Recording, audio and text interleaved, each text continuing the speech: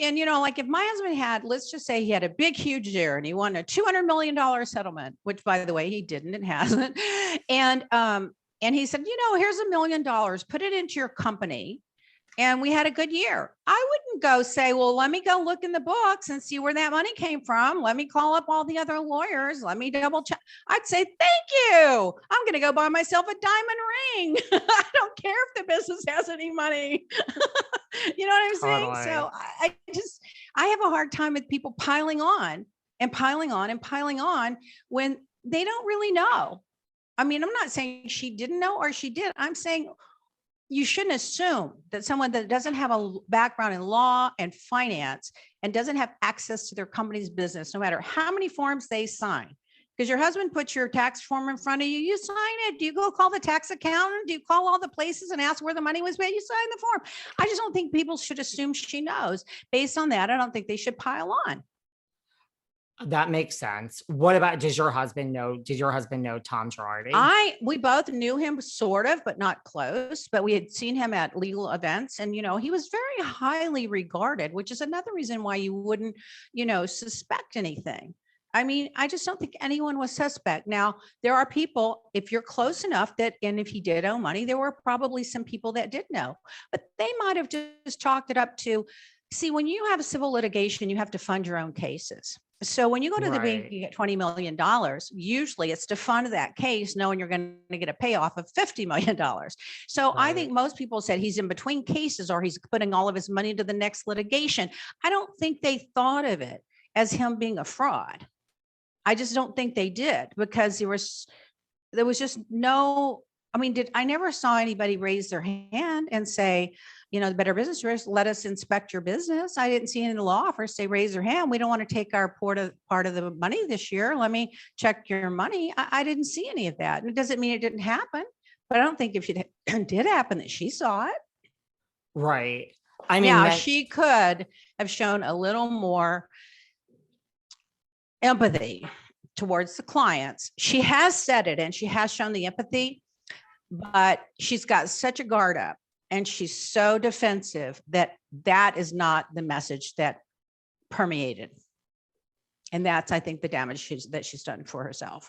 Yeah, I think that's the argument now. Now, which I mean, I guess, and there's these victims, and I guess it's because she's so guarded. I think she's guarded. And also you got to remember the lawyers have probably told her not to say anything, because anything she can say, if she says anything, they're going to twist it and hold it against her. So she's between a rock and a hard place. She has said she feels bad for the victims, but other people are like, well, then sell your stuff and give it to the victims. Well, she doesn't have the authority to do that. The court has the authority to. The court owns everything she has, basically, and everything he has, basically. So she may as well enjoy it while she has it. What about staying on the show? I mean, do you think she's between a rock and a hard place there too? I do, because I think now she's got to rehabilitate her image if she wants to go back on tour, and she doesn't have any income and anyone to support her. And she probably doesn't want to go out with a wimp. She wants to go out with a bang.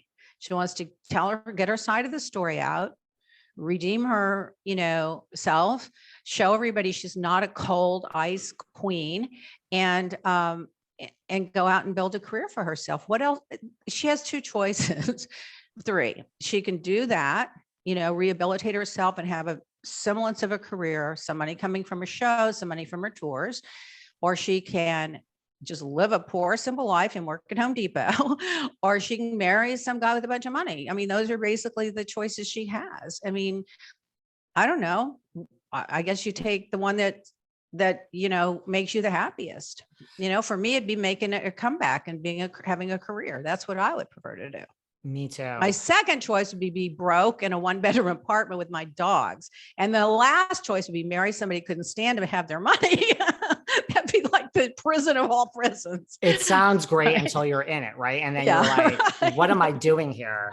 Listen, I've always said this. I wish some hot guy or some guy could come along, not hot, that I could just marry for money. I personally couldn't do it either. I wish I could. It'd be hard to do. If you liked him and you were compatible and you had a great relationship and it was just kind of an understanding, I don't know. People like companionship. I don't have any judgment against any. If you marry for money, I don't have any problem with that. I have no Me too. problem with that. I But wish I don't be could do marrying it. for money and then coming at me that I'm married to somebody with money when I've been working my whole life. That I have a problem with. You know what I mean? Right. Do you think like Bravo is like using Erika in a sense of like, this is a great story, and then whenever this plays itself out, whether it's one more season or two more seasons, it's going to be like, bye.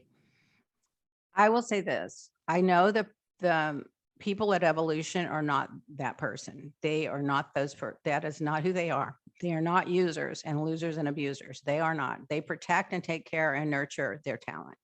Bravo, on the other hand, is very transactional. They're very transactional. They're not even going to pick up the phone and say, hey, we're not going to renew your contract. They're just not going to renew it. So I think Evolution has a lot of sway and power with Bravo, and I think they'll have her back as much as they can. What will they do? They'll do what's transactional. That's their business. They don't get in the minutia with these girls.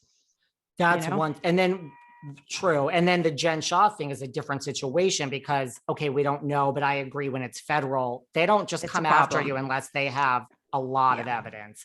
It's a problem. So if you are doing this, yeah, why? I mean, is the fame that, like we talked about, is the fame that strong? Like why you put yourself here? Well, my husband always says that people that have criminal behavior never think they're going to get caught.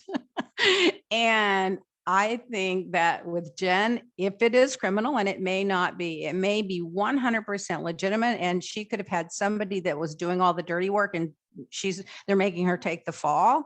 But it's always going to come out. It's eventually going to come out.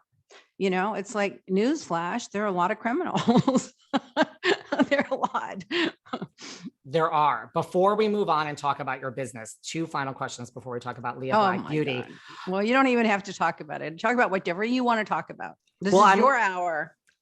Well, I have to tell you at the end all the things we're not going to be able to get to today because they're just too good. We have to have a part two. We're just going to have it a part two. We have to. And I'm going to tell you what it's going to be. And I think you're going to enjoy it. But well, do you think the reboot? You are cute. I'll give you that. Well, I mean, yeah, you're good at reeling people in. You should have one of those Larry King shows where you reel them in and they don't know they're being reeled in. You give them the puff questions and then they feel comfortable. So they just tell you everything.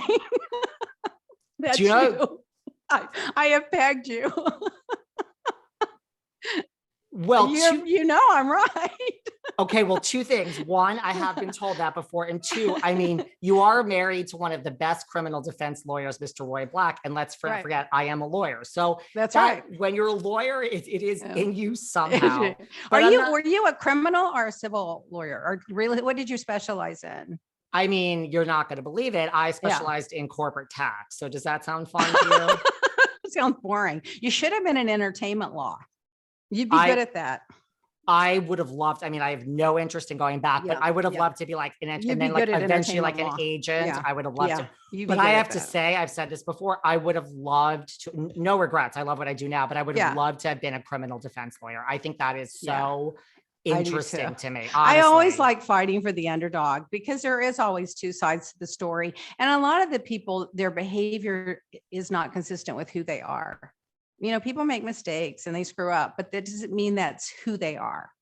I mean, if you're a serial killer, that's one thing, but you know what I'm saying?